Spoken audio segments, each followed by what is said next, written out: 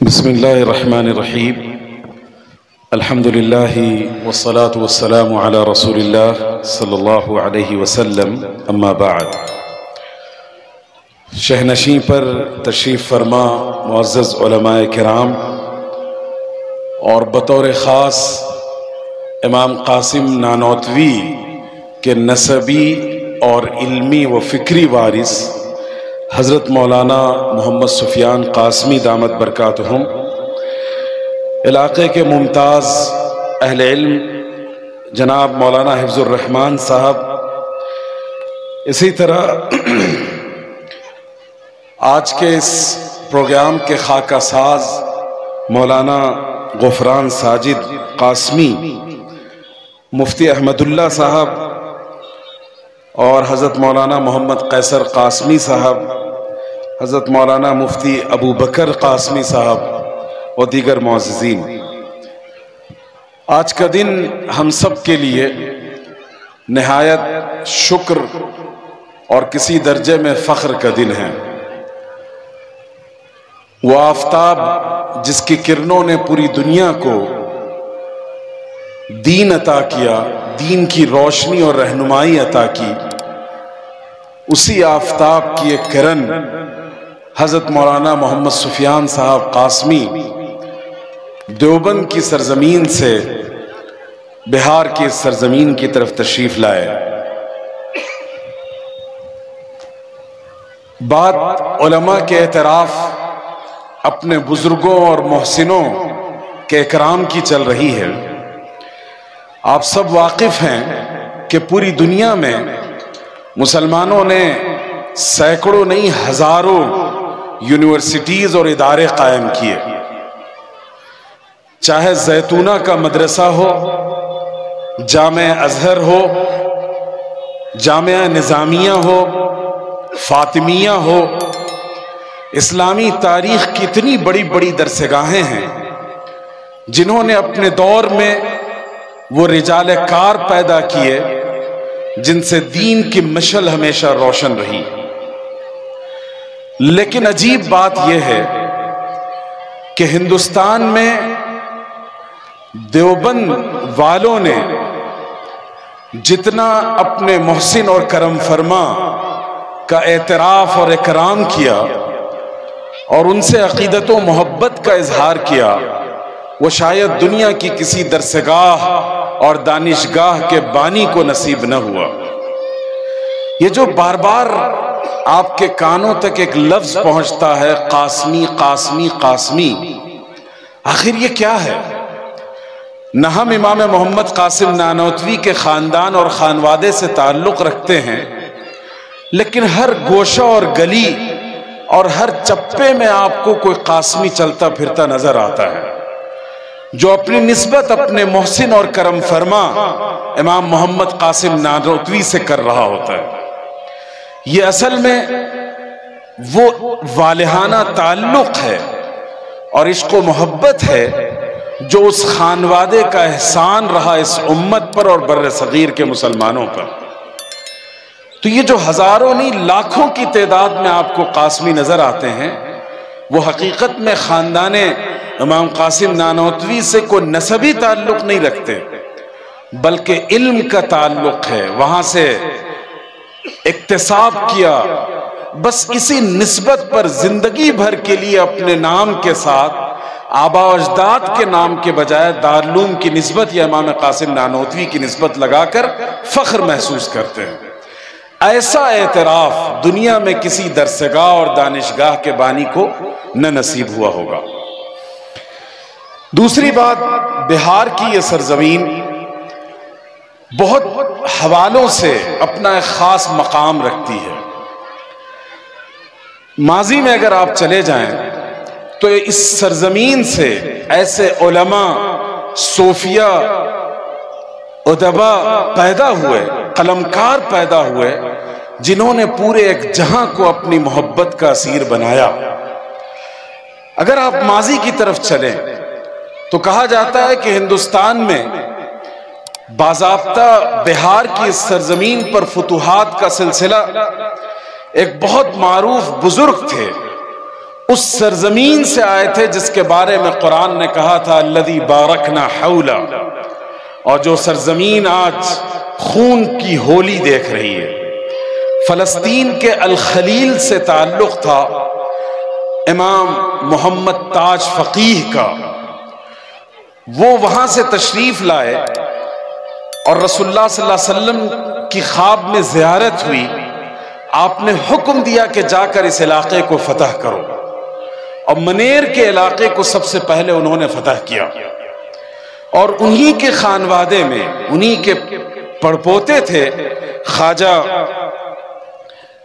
شرف الدین منیری رحمت اللہ علیہ، جنہوں نے بزم تصوف کی وہ شمع روشن کی کہ جس سے پورا ہندوستان سیراب ہوا اور اس کی روشنی سے روشن ہوا۔ اسی سرزمین پر منیر کے علاقے میں ایک بڑے مشہور بزرگ تھے، اور ان کی بزرگی کا یہ مقام تھا کہ حضرت خواجہ نظام الدین اولیاء رحمت اللہ علیہ نے ان سے استفادہ کیا۔ ان کا نام تھا حضرت شیخ خضر پارہ رحمت اللہ علیہ۔ صوفیہ کی ایک لمبی تاریخ ہے۔ پھر جب جہان علم و ادب کی بات کی جائے تو اس میدان میں بھی اس سرزمین سے ایسے افراد پیدا ہوئے جن کا اعتراف پوری دنیا نے کیا۔ مثال کے طور پر علماء میں ایک بڑا نام آتا ہے جن کا ہندوستان اور ہندوستان کے باہر بھی اعتراف کیا گیا، ملا بڈھن حقانی کے نام سے وہ جانے جاتے ہیں۔ ملتان کے ایک بہت بڑے عالم تھے علامہ طاہر ملتانی، وہ ملتان سے صرف مولانا محمد بڈھن حقانی سے استفادے کے لیے آئے تھے، اور اس دور کے کئی علمی معرکوں میں ان کو حکم بنایا گیا تھا۔ بڑے پائے کے عالم تھے۔ اسی طریقے سے مغلوں کی تاریخ دیکھیے کہ شاہ جہاں کو اورنگزیب کے لیے ایک بہت ہی قابل اور فاضل اتالیق کی ضرورت تھی۔ جب تلاش کا سلسلہ جاری ہوا تو وہ تلاش پہنچی ملا موہن بہاری کے نام، اور انہیں منتخب کیا اورنگزیب کے اتالیق کی حیثیت سے۔ اور خود اورنگزیب کی ایک صاحبزادی تھی جن کا نام تھا زیب النساء۔ یہ علم و ادب، شعر و شاعری اور خطاطی میں اپنا خاص مقام رکھتی تھی، بڑی صاحب فضل خاتون تھی۔ ان کے لیے اورنگزیب نے جب اتالیق تلاش کیا تو وہ اتالیق ملا ابو الحسن بہاری نکلے، ان کو منتخب کیا گیا۔ اس طریقے سے بڑے بڑے بادشاہوں اور شہزادوں کی تربیت کے لیے، ان کی تعلیم کے لیے اسی سرزمین سے افراد کو منتخب کر کر کے وہاں پہنچایا گیا۔ مغلوں کے دور کا ایک بہت نمایاں نام ہے ملا محب اللہ بہاری، جن کی کتاب سلم العلوم پڑھائی جاتی ہے، مسلم الثبوت پڑھائی جاتی ہے، اور پوری دنیا میں یہ کتاب اپنے فن میں ایک شہپارے کی حیثیت سے دیکھی اور پڑھی جاتی ہے۔ اور یہ سلسلہ یہی نہیں رکتا، یہ سلسلہ آگے بڑھتا ہے۔ آپ آئیے فتاوی ہندیہ، فتاوی عالمگیری اورنگزیب نے اسے مرتب کروایا تھا، اور اس کے لیے پورے ہندوستان سے نہایت چیدہ اور چنندہ اصحاب افتاء اور فقہ کو منتخب کیا گیا تھا۔ بہار سے چار علماء اس میں شریک تھے، اس کے مرتبین میں یہ فضل تھا۔ پھر اس کے بعد کی تاریخ اگر آپ دیکھیں، میں آپ کو کافی تفصیل میں نہیں لینا چاہوں گا، صرف چند تحریکوں کے حوالے سے آپ کے سامنے ایک تصویر کھینچنا چاہتا ہوں۔ آپ دیکھیے کہ اس ملک کی جو سب سے بڑی متحدہ مسلمانوں کی تنظیم تھی وہ جمعیت العلماء تھی۔ جمعیت کی تاریخ اگر آپ نے پڑھی ہو تو آپ کو اندازہ ہوگا یہ کسی خاص مسلک کی نمائندہ تنظیم نہیں تھی، بلکہ ہندوستان کے تمام مسلمانوں کی نمائندہ تنظیم تھی۔ اس میں اہل حدیث بھی تھے، بریلوی بھی تھے، علماء دیوبند بھی تھے۔ اس کے جو اصل خاکہ ساز ہیں وہ اصل میں مفکر اسلام حضرت مولانا ابو المحاسن محمد سجاد رحمت اللہ علیہ، انہوں نے پیشکش کی تھی کہ پورے ہندوستان کی سطح پر یہ تنظیم بنائی جائے۔ علماء کو اختلاف رہا، تردد رہا، تو اس کا نقش اول انہوں نے جمعیت العلماء بہار کی شکل میں تیار کیا، اور یہی نقش اول اگلی جمعیت کے لیے گویا رہنما بنی۔ اسی طریقے سے اس ملک میں جو فکر عمارت ہے کہ مسلمانوں کو ایسے ملکوں میں، ایسے علاقوں میں جہاں اسلامی حکومت نہ ہو، اسلامک ایڈمنسٹریشن نہ ہو، انہیں ایک امیر کے تحت جینا چاہیے۔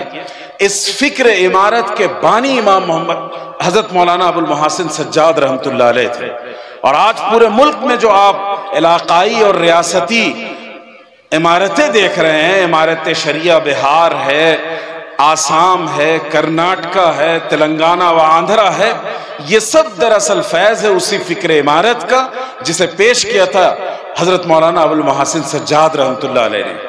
آج اس ملک میں مسلمانوں کے آئلی مسائل کو حل کرنے کے لیے فکر دارالقضا کی بنیاد کی سب سے زیادہ ضرورت ہے۔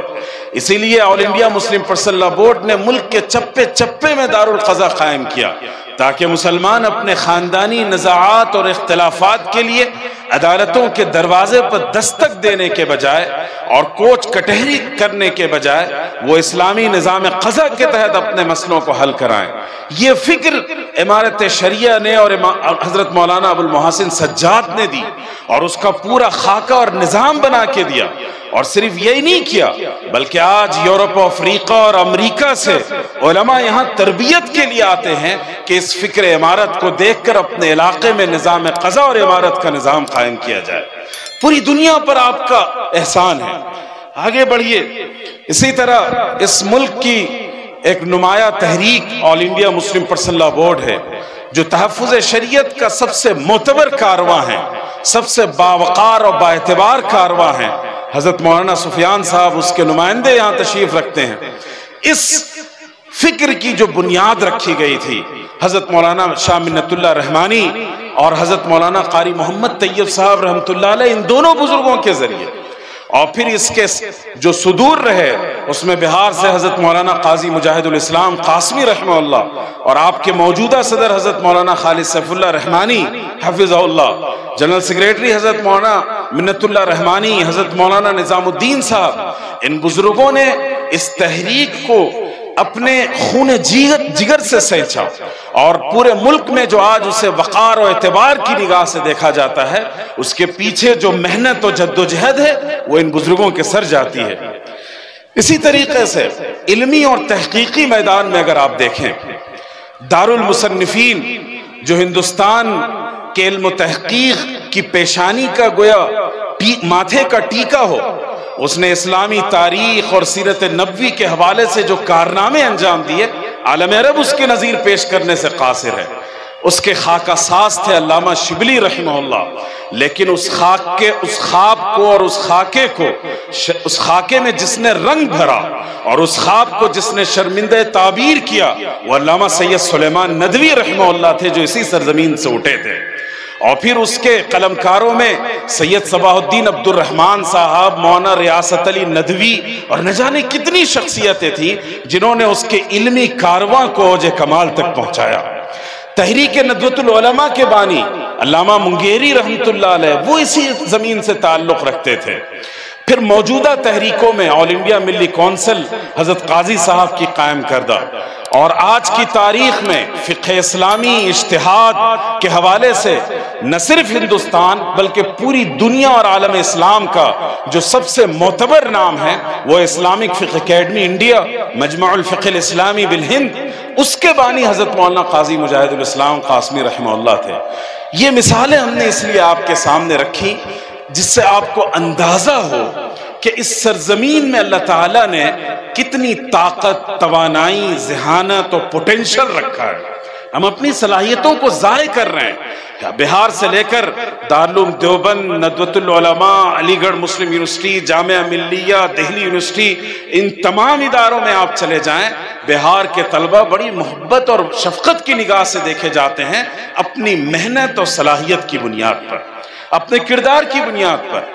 اور اس میدان سے ہٹیں، پورے ملک میں جو سول سروسز میں سب سے بڑی نمائندگی یو پی سے ہوتی ہے اور دوسری نمائندگی I S, I P S اور آئی ایف ایس آفیسرز کی بہار سے ہوتی ہے۔ مجھے حیرت ہوتی ہے، بہار میں عام کسی لڑکے سے پوچھ لو کیا کر رہے ہو تو civil service U P S C کی تیاری کر رہے ہیں۔ دوسرے علاقوں میں جائیں تو کوئی نیٹ کی تیاری کر رہا ہے، کوئی دوسرے پروفیشنل کورسز میں ہے، لیکن یہاں ہر کس و ناکس کہتا ہے کہ ہم سول سروسز میں جانا چاہتے ہیں۔ تو یہ اللہ کی طرف سے خاص عطا ہے، مہربانی ہے، اللہ کا کرم ہے، ہم اس کا صحیح استعمال کریں۔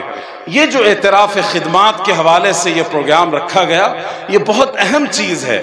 ہماری نگاہ بیک وقت دو چیزوں پر رہنی چاہیے، ایک طرف ماضی ہمارے سامنے ہو اور دوسری طرف مستقبل کی خاکہ سازی بھی ہمارے سامنے ہو۔ آج بہار جس صورتحال کا شکار ہے، مدرسوں میں طلبہ کی تعداد کم ہے، ادارے زوال پذیر ہوئے جا رہے ہیں، ایسے حالات میں علماء انٹلیکچوئلز کی یہ ذمہ داری ہے کہ وہ اپنے لیے ایک منظم لاعمل بنائیں، اپنے بزرگوں کی سرپرستی میں اپنا خاکہ مرتب کریں اور اس خاکے میں رنگ بھرنے کی کوشش کیجئے۔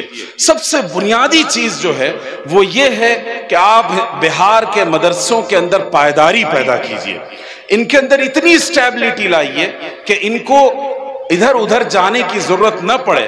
اعلیٰ تعلیم کے لیے ضرور جائیں، لیکن بنیادی تعلیم کا ایسا انفراسٹرکچر یہاں قائم ہو کہ یہ جو چھوٹے چھوٹے بچے شوال میں ٹرینوں سے جاتے ہیں اور گرفتار کر لیے جاتے ہیں، پوری ریاست کی بدنامی ہوتی ہے۔ کیا ہمارے پاس ایسے مدرسے نہیں ہیں جو ان بچوں کو اکوموڈیٹ کر سکے، ان کو معیاری تعلیم و تربیت فراہم کر سکے؟ سب سے بنیادی چیز ہے اپنا معیار تعلیم بلند کریں۔ اس کے ساتھ ساتھ ایک تہذیب اور سلیقہ مندی، سلیقہ شعاری ہمارے اندر ہونی چاہیے۔ جن بزرگوں سے آپ وابستگی رکھتے ہیں ان میں حضرت مولانا نور عالم خلیل امینی بہت بڑا نام تھا۔ ان کی شخصیت کے اندر بڑے عجیب پہلو جمع تھے، ان میں سے ایک پہلو تھا ان کی نستعلیقی شخصیت۔ وہ بڑے تہذیب ثقافت کے آدمی تھے۔ ہمارے اداروں میں اس تہذیب و ثقافت کی کمی محسوس کی جاتی ہے، اسے دور کیجئے۔ اردو زبان صحیح سکھائیے، علاقائی تلفظ اور غلطیوں سے اردو کو پاک کرنے کی کوشش کیجئے، اور اس کے ساتھ ساتھ وہ جو معاون درسی سرگرمیاں ہوتی ہیں طلبہ کی ہمہ جہت ترقی کے لیے، اسے استعمال کیا جائے۔ اور آخری بات، اس سلسلے کو باقی رکھیے۔ مولانا حفظ الرحمان صاحب اپنے کیمپس میں دربھنگہ کے علماء اور دوسرے علماء کے اوپر ایک سیمینار رکھیں، اور یہ ایک سلسلہ بن جائے۔ جو کتاب پہلے لکھی گئی تھی قائمہ اور رفتگاں، اس کتاب کا اگلا حصہ ان نوجوانوں کے ذریعے سے آئے تو یہ ایک بہت ہی خوشائند بات ہوگی۔ اپنی تاریخ کو بھی یاد رکھیے، لیکن مستقبل کی تعمیر کو فراموش نہ کیجیے۔ ھذا وصلی اللہ علی سیدنا محمد وبارک وسلم۔ الحمدللہ۔